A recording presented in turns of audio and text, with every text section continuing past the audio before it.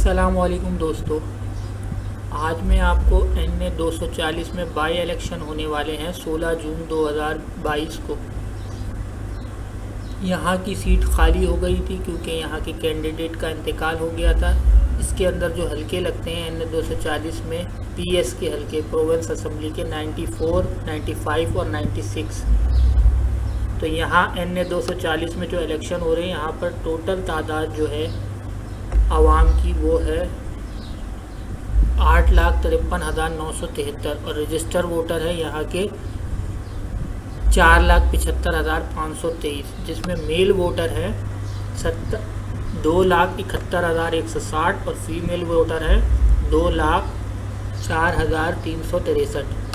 तो यहाँ पर जो इलेक्शन होने जा रहे हैं उसके अंदर पिछली साल का मैं आपको बता देता हूँ। सन 2018 में जो जनरल इलेक्शन हुए थे लास्ट टाइम, जिनका इंतकाल हो गया है, इकबाल मोहम्मद अली ख़ान, वो यहाँ से जीते थे MQM पाकिस्तान के 61,165 वोट के साथ।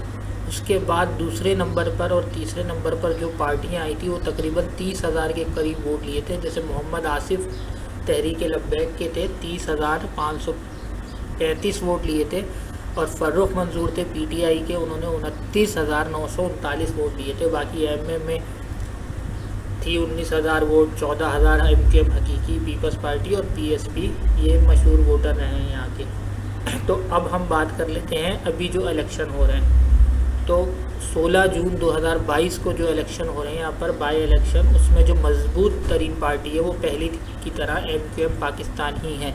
उसकी वजह यह है कि ये एक तो हुकूमती पार्टी है, दूसरा इनके साथ जो इत्तेहाद हुआ है वो MMA का इत्तेहाद हो गया है। मौलाना फजलुर रहमान की जो पार्टी है, जिन्होंने 19,321 वोट लिए थे, अब वो भी इसके अंदर हो सकता है काफ़ी हद तक उनके वोटर इनको वोट देंगे, जिसकी वजह से MQM मज़ीद स्ट्रॉन्ग हो जाएगी। लेकिन MQM हुकूमती पार्टी है, पहले काम नहीं करवाए या ना करवाए, उसकी वजह से थोड़ा बहुत वोटर कम हो सकता है। और ये बाई इलेक्शन, इसमें आवाम इतना हिस्सा भी नहीं ले सकती, तो 61,000 से तो वोट कम ही पड़ेगा MQM को। उसके बाद इनके जो मुकाबले की पार्टी है वो है तहरीक लब्बैक पाकिस्तान। इस मरतबा भी ये दूसरे नंबर की ही पार्टी रहेगी, तहरीक लब्बैक पाकिस्तान।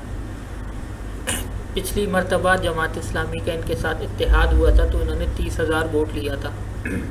तीसरे नंबर की पार्टी है पाकिस्तान तहरीक इंसाफ, लेकिन पाकिस्तान तहरीक इंसाफ ने कौमी असम्बली से इस्तीफ़े दे दिए हैं, जिसकी वजह से इनका कैंडिडेट अगर जीत भी जाता तो इनको इस्तीफ़ा देना था, इसलिए इन्होंने अपने कागजात वापस ले लिए। अब आ जाते हैं MQM हकीकी PSP। ये दो पार्टियां भी उभरती हुई पार्टियां हैं जो पिछली दफ़ा से बेहतर पोजीशन ले सकती हैं इलेक्शन में, लेकिन ये इलेक्शन जीत नहीं सकती। इसी तरह से पीपल्स पार्टी का वोटर ना होने के बराबर है, इसलिए पीपल्स पार्टी का उम्मीदवार भी यहाँ से खड़ा हुआ है। जबकि मुआहदा हो रहा था, पीपल्स पार्टी ने कहा था कि हम MQM के हक़ में बैठ सकते हैं, मगर MQM ने इनको इलेक्शन लड़ने की इजाज़त दे दी। क्योंकि इनका इतना ज़्यादा वोटर नहीं है, तो इनके चांस तीनों के नामुमकिन हैं जीतने के। रह गई MMA, जिन्होंने इत्तेहाद कर लिया MQM के साथ। PTI इलेक्शन में खड़ी नहीं हुई। तो दो मजबूत पार्टियां हैं, तहरीक लब्बैक और MQM पाकिस्तान। तहरीक लब्बैक का पिछली मरतबा के मुकाबले इस मरतबा वोटर बढ़ेगा, मगर ये जनरल इलेक्शन थे, इसमें वोट ज़्यादा पड़ता है। इस मरतबा तहरीक लब्बैक का पिछली मरतबा से ज़्यादा वोटर है, लेकिन ज़रूरी नहीं कि 30,000 वोट इनको मिल जाए, क्योंकि बाई इलेक्शन इसमें लोग वोट कम ही डालते हैं। पहले के मुकाबले में तहरीक लब्बैक की पोजीशन MQM से बेहतर है। MQM हुकूमती इत्तेहादी है और फिर इनके साथ MMA का इत्तेहाद भी हो गया। MMA का भी अच्छा वोटर है।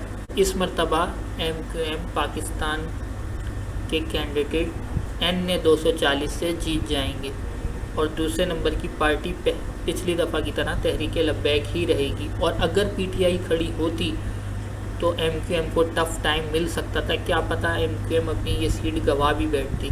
1988 से लेकर अब तक MQM यहाँ से जनरल इलेक्शन की सीट जीत रही है। NA की सीट, नेशनल असम्बली की सीट मुसलसल जीतती आ रही है और इस मरतबा भी MQM पाकिस्तान ही जीतेगी। तो दोस्तों, अगर आपने हमारे चैनल को सब्सक्राइब नहीं किया तो सब्सक्राइब करें।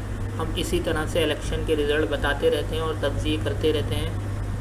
और हमारे चैनल पर जितने भी तज्ज़िये दिए जाते हैं उसकी 90% एक्यूरेसी होती है, 100% नहीं होती। हर 10 बातों जो हम बताते हैं उसमें से एक बात गलत भी होती है।